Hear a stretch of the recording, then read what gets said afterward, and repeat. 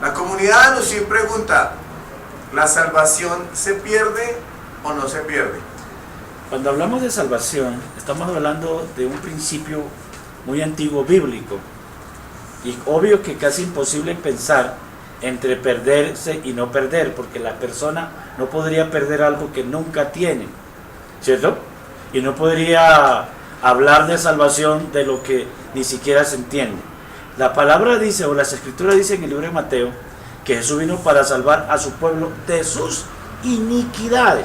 Entonces hay que comprender que iniquidad es el propósito de redención. La redención es redimir algo que estaba esclavo, redimir algo que se había esclavizado, y esclavizarse como un concepto de perdición o de perderse. En este orden de idea, Jesús dice que vino a buscar a las ovejas perdidas de la casa de Israel. ¿Qué es lo que se había perdido? Se había extraviado en el mundo, el plan era restaurarla. En ese concepto de restaurarla, de redimirla, es que lo está trayendo. Yo pienso que el concepto de salvación se ha planteado mal. Se ha planteado mal porque se habla de salvación para el pueblo gentil, o el mundo gentil, o los gentiles, que en hebreo significa goy, que son naciones, o sea, las naciones gentiles. Pero es que las naciones gentiles no tenían el concepto de salvación. Al no tener el concepto de salvación, entonces prácticamente ellos nunca la tenían. Pero por medio de Abraham, el Eterno dice que serán benditas todas las familias de la tierra.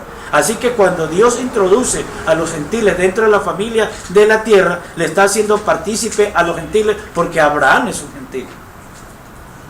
Ahora, Pablo dice, esfuérzate en la gracia.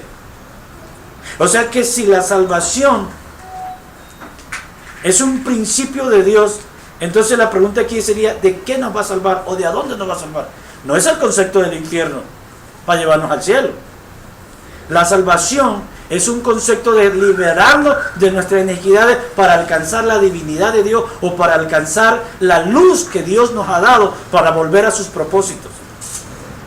Por eso en el capítulo 1, verso 12 dice, mas todos los que creen en su nombre le dio potestad de ser hechos hijos de Dios. No dice que creer en Jesús te hace salvo, sino que te hace hijo. O sea que la salvación tiene que ver con la redención para que caminemos en el plan de Dios.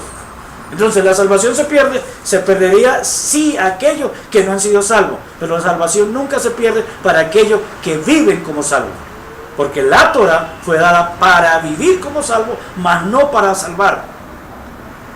Por eso en el capítulo 2, verso 8 del libro de Efesios, dice que por gracia somos salvos, y esto no es un don de los hombres, sino un don de Dios.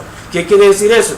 Que la gracia que nos está dando es el sacrificio de Jesús para traernos. ¿A quiénes? A aquellos que han sido escogidos antes que el mundo fuese creado. No, la salvación no se pierde. Para aquellos que están unidos con Dios. Pero para aquellos que no están unidos con Dios, nunca fueron salvos. Por lo tanto, se puede tener el concepto de perderse de esa manera, porque nunca fueron salvos.